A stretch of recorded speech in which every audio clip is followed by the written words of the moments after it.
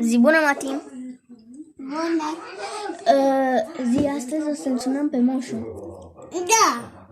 Pe zi, astăzi o să-l sunăm... stați puțin. Ok, am revenit. Deci, hai să-l sunăm pe moșu. Da! Asta e moșu? Da! Acum pe bune, vești minte? Sună. Sună? Bună ziua! Suntem cei 3 pitici, asistenții lui Moș Crăciun. În câteva secunde, moșul va fi disponibil să vorbească la telefon cu piticul dumneavoastră. Pentru confirmarea apelului, vă rugăm apăsați tasta 1.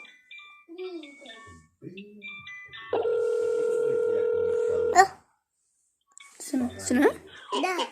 Uite-l. Sună moșul, tocmai din Laponia.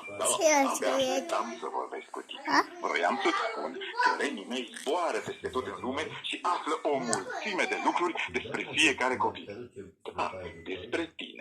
Mi-au spus că ești un copil foarte bun. Chiar, e adevărat.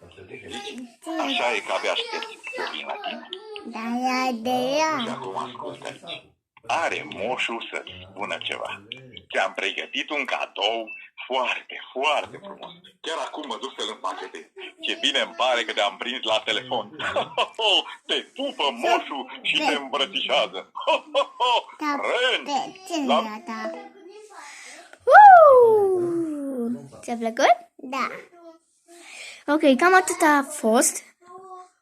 Deci, pe data viitoare, pa, pa!